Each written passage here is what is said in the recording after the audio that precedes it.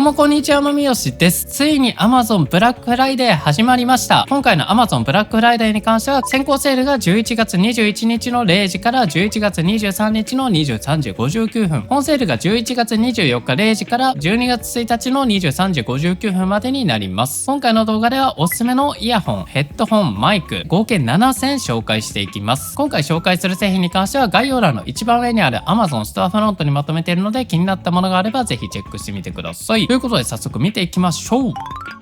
そうしたらまずはイヤホンから紹介していきます。一つ目がこちら、ゼンハイザーのフラッグシップイヤホン、ゼンハイザーモメンタムトゥルーワイヤレス4。こちらのイヤホンに関してはかなり人気のロングセラー商品になっています。で、今回のこちらのカラーは Amazon 限定色のブラックコッパー。イヤホン本体はこんな感じ、ちょっと銅っぽい感じの色味になっています。で、こちらのイヤホンの人気の理由はやっぱり音質。こちらの音質に関しては低音がかなりどっしり聞こえる音質で、かといって高音がちょっと埋もれちゃうとかそういったこともなく、フラットでちょっと低音がブーストされてるような感じの印象を受けます。で、音場に関してもかなり広くなっていて、音質いいイヤホンが欲しいっていう方はぴったりになっています。で、ノイキャンに関してはアクティブノイズキャンセリング、そしてトランスパレンシー、外音取り込みモードにオフの3段階になっています。で、このノイキャンに関しては最近だとね、もっと強いイヤホンもあるんですけど、必要十分なノイキャンがあります。音楽を流しながらだったら周りの音気にならないレベルのノイキャンがついています。で、個人的にこのトランスパレンシー、外音取り込みモードがかなり優秀だと思ってて、こちらを押すと外音取り込みの音量をこちらから調整することができます。これ一番高くすると結構周りの音聞こえるようになったり、あとは自分の声が聞こえて喋りやすくなるので、この外音取り込みの音量を上げられるっていうのがかなりいいポイントだと思いました。そしてこのイヤホン、マイク音質に関しても結構クリアという定評があるので、実際に撮ってみます。こちらがゼンハイザーモメンタムトゥルーワイヤレス4のマイク音質になります。音質いかがでしょうか？結構高級イヤホンの中でもイヤホン自体の音質はいいんだけど、マイクの音質が微妙でオンライン会議とかしにくいっていうものも多いんですけども、こちらは普通に聞ける音質になってると思います。マイク音質がいいっていうのもいいポイントになっています。今録音しているマイクに関してもゼンハイザーの MKH416 というマイクを使っています。ちなみにイコライザーのプリセットも8個入ってるのと、新規作成で自分好みにイコライザー調整することもできます。で、対応しているデバイスであれば aptX とかそういったコーデックも使えるのも嬉しいポイントになっています。もちろん低チェーンモードなんかもあります。で、こちらのケース本体に関してはワイヤレスイヤホンにもちろん対応しているので、普段の運用っていうのもかなりしやすくなっています。という感じのワイヤレスイヤホン、高音質でコスパがいいワイヤレスイヤホン欲しいという方は、こちらのモメンタムトゥルーワイヤレス4をチェックしてみてください。このブラックコッパーの色もおすすめ。続いては磁性流体ドライバー搭載の本格派イヤホン、テクニクス EAH-AZ100 になります。こちらテクニクスに関してはパナソニックのオーディオブランドですね。で、今回のこちらの色に関してはシャンパンゴールド、おしゃれな感じの色味になっています。で、こちらのイヤホン一番の特徴としては何といっても磁性流体のドライバーを搭載していること。磁性流体ドライバー搭載することによって超低歪み再生を実現しています。歪み感が少なくてしっかりとボーカルのツヤ感とかそういったものも再現できるイヤホンになっています。で、こちらの気になる音質なんですけども、個人的にはドンシャリ気味のサウンドに感じました。ただね、この低音の厚みもしっかりしてるし、特にこのイヤホンに関しては高音域がめちゃめちゃ綺麗で、シンバルとかめっちゃクリアに聞こえるし、あと女性ボーカルとかのツヤ感っていうのがかなりクリアに聞こえるので、結構高音で綺麗な音を楽しみたいっていう方におすすめなイヤホンになっています。そしてこちらの AZ100 に関しては前モデルの AZ80 の特徴だったコンチャフィット形状をさらにコンパクト化、装着時の軽さが向上していて、耳への負担がより少なく、より幅広いユーザーにフィットするようになっています。他にもノイキャンとか外音取り込みももちろん搭載。このテクニクスのオーディオコネクトっていうアプリでいろいろ操作することができます。こんな感じで自動最適化のモードもあるし、ノイキャンのオフ、ノイズキャンセリングオン、そしてアンビエントモード、外音取り込みもあります。音量調整もできますね。こんな感じでマックスにしてあげると周りの音もしっかり聞けるようになります。ちなみにイコライザー調整もこんな感じでいろんなプリセットがもともと入っています。結構このダイレクトの標準状態でもかなりいい音します。で、あとは最新の LE オーディオに対応していたり、高音質の LDAC コーデックだったり、最大3台までのマルチポイント接続にも対応しています。ただ3台の場合は LDAC 使えなくなるので、そこだけ注意。で、あとは空間オーディオのオンオフもあります。オンにするとちょっとリバーブかかったような感じですね。こっちのオフの方が個人的にはダイレクトに聞こえて好きです。こんな感じで専用アプリからいろいろといじることができます。そしたらマイク音質もチェックしていきましょう。こちらがテクニクスの EAH-AZ100 のマイク音質になります。マイク音声いかがでしょうか？こんな感じのマイク音質になっています。こちらのテクニクス EAH-AZ100 をおすすめする人に関しては結構派手めで明るい感じの音質が好き、特に高音が綺麗なイヤホンが欲しいという方にぴったりなイヤホンになっています。で、こちら発売自体も今年の結構新しいモデルルになっているので、新しいモデルが欲しいとか、そういった方にもおすすめなモデルになっています。もちろんワイヤレス充電も対応しています。続いてのイヤホンがこちら、耳を塞がないイヤホン、ソニーリンクバッツ WF-L900。こちらのイヤホンに関しては結構発売から時間が経ってるモデルになってるんですけども、こちらがながら聞きイヤホン発祥みたいな感じのイヤホンになっています。でこちらのイヤホン一番の特徴としては何といってもこのリング型のドライバー構造。耳の穴の部分にこんな感じで穴が開いてることによってしっかりと周りの音を聞きながら音楽を楽しむことができます。なので家事をしながら話しかけられる機会が多いとか、外で歩きながら使うっていう時におすすめなモデルで、そしてこちらイヤホン本体自体もかなり軽量になっているので、イヤホンをつけてるっていう感覚がないぐらい快適な装着感になっています。こちらのフィッティングサポーターもいい仕事してる。今実際に耳につけてるんですけども、もうイヤホンをしてるっていう感じがない。ほんで周りの音直で聞こえる感じがあります。で実際の音質はというと、ドライバー自体もそこまで大きいものではないので普通の音っていう感じですね。ただこちらイコライザーがついてまして、これ標準がオフなんですけども、こちらをエキサイトとかにしてあげると結構迫力のある音質になります。であとこちら設定からこのクリアベースっていう低音を上げる設定があるんですけども、これマックスにすると結構いい感じの音質になります。結構聞き疲れしにくい音質になってるっていう感じですね。であとはソニーならではの DSE 機能に対応してるし、2台同時接続のマルチポイントなんかにも対応してます。でリンクバッツのマイク音質はこんな感じ。ソニーリンクバッツ WF-L900 のマイク音質になります。いかがでしょうか。という感じでこのイヤホンに関してはとにかくながら聞きとか快適な装着感が欲しいっていう方におすすめなイヤホンになっています。ワイヤレス充電は対応してないのでそこだけ注意。続いてはこちら JBL 初のイヤーカフ型イヤホン JBL サウンドギアクリップス。こちらに関しては最近流行りのイヤーカフ型のイヤホンになっています。こちらのイヤホンの特徴は何といっても 6.5g の超軽量設計で、つけてる感覚はかなり薄いこと。こういうスピーカー部分とか耳当ての部分が当たってる感覚はあるんですけども、耳が重いなとかそういった感覚は全然ないレベルの軽い装着感になっています。でこういったイヤーカフ型イヤホンって音質が犠牲になりがちなんだけど、こちらは 11mm のダイナミックドライバーを搭載しているので迫力あるサウンドを楽しめます。であとイヤーカフ型の欠点としては音漏れもあるんですけども、こちらもオープンサウンドテクノロジーというものを搭載していて、音漏れ自体も少なくなっています。でバッテリーの持ちもかなり良くて、イヤホン単体で8時間で、こちらのケース込みで最大32時間の音楽再生ができます。で音質に関しては中音から高音が少しブーストされている感じ、特に高音部分が結構ブーストされている印象があります。でもちろんこちら JBL のアプリからイコライザ設定で自分好みの音質に調整することもできるし、このイヤホン面白いのがこのサウンドの設定。こちらスマートフォンで話している相手の声のトーンを調節、相手のマイク音質ですね、ちょっと聞き取りづらい時はここで調整してあげることができます。であとこの機能初めて見たのが声の設定。通話相手に自分の声がどう聞こえるかを調節します。こちらを使うことによって自分のマイク音質っていうのを変更することができます。ちょっと試してみましょう。今こちらが声の設定ナチュラル、通常の状態で撮ってるマイク音質になります。ここから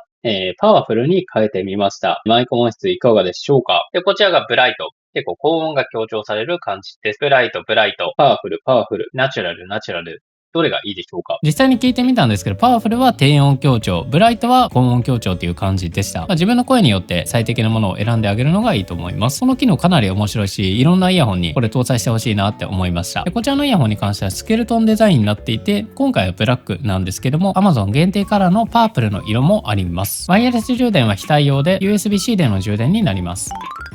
続いてはスピーカー。こちらウッドデザインの 20W スピーカー Victor SP-WS02BT になります。こちらのスピーカーの特徴は何といってもこちらのデザイン。こちら天然木のウッドデザインが特徴のスピーカーになります。こういったウッドデザイン好きな人結構多いと思います。iPhone と比べるとこんな感じのサイズ感。こういった小型の Bluetooth スピーカーってモノラルスピーカーでスピーカーが1つしか搭載されてないものも多いんですけども、こちらは 2way スピーカーになっているので、しっかりと2個のスピーカーで鳴らしてステレオサウンドを楽しむことができます。接続端子に関しては USB-C と AUX IN の2端子になっています。こちらの端子でパソコンにつなげて PC 用のスピーカーとしても使えます。それでは実際のスピーカー音質チェックしていきましょう。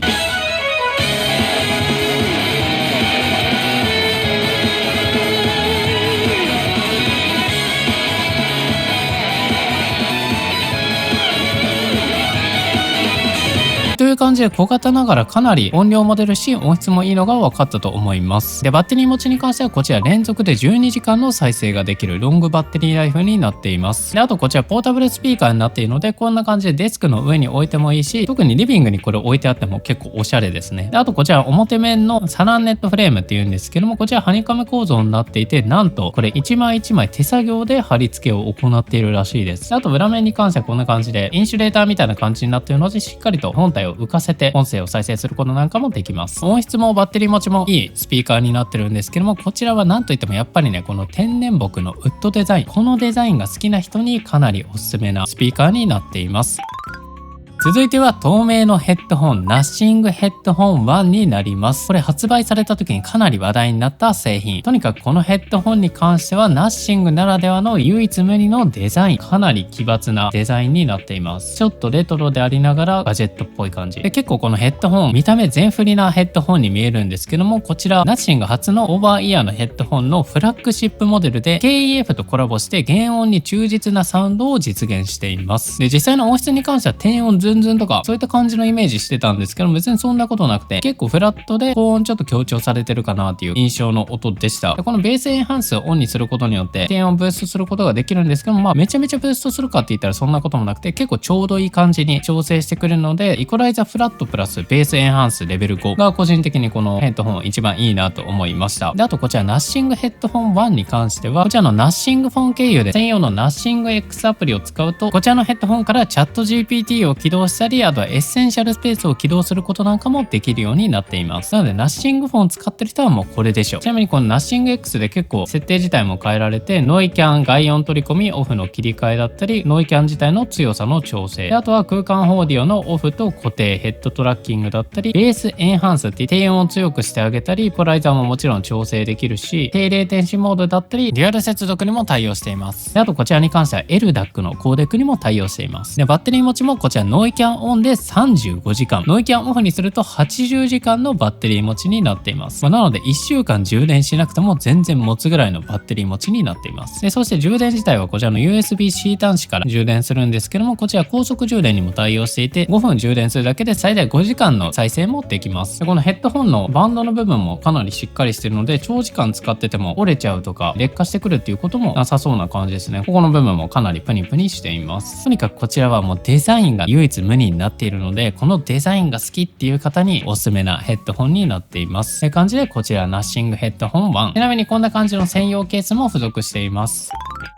続いてはこちら、配信で使うマイク探してるならこれ、オーディオテクニカ AT2020USB-X。僕こちらの前モデル AT2020USB っていうモデルをね、一時期かなり愛用してたんですけども、それの最新モデルになります。こちらのマイク USB-C 接続で使えるので、こういったパソコンだけじゃなくて iPhone とか Android に接続して使うこともできるし、音質も最大24ビット 96kHz のサンプリングレートでしっかりとした音質で録音することができます。で、こちらのマイク表面にタッチセンサーのミュートボタン、配信中に誰か入ってきた時にすぐにミュートする機能なんかもあるし、パソコンの音と自分の音声のモニタリングのバランス調整のノブで、こちらはモニタリングの音量調整のダイヤルに、こちら裏面にイヤホン端子があるので、こちらにイヤホンつなぐことによってどんな音で撮れてるのかっていうのをモニタリングすることができます。であとこちらね、このマイクを買うだけでこのスタンドっていうのが標準でついてきて、このスタンドが優秀で上に向けても全然倒れないし、自由に角度調整できるスタンドが付属しています。こんな感じで前に向けることもできます。安定感抜群ですね。基本的にはこのぐらいでこっちから喋ってあげるのが多いかなっていう感じ。ちなみにこのスタンドの下には USB ケーブルを合わせる用の穴も開いています。実際に電源を入れるとこちら青い LED ランプが光ってて、こちらが音声入ってる状態でタップして赤くしてあげるとミュート状態になります。こんな感じでかなり軽い力で変更することができます。そしたら実際の音質チェックしていきましょう。こちらがオーディオテクニカ AT2020USB-X で収録したマイク音声になります。音質いかがでしょうか。こちらコンデンサーマイクになっているのでちょっと反響音拾ってるかもしれないんですけども、こんな感じのかなり高品質なマイク音質になっています。であとこちらダイレクトモニタリングすることができるので、遅延なく自分の声をモニタリングするっていうのも嬉しいポイントになっています。でミュートボタンちょっと押してみます。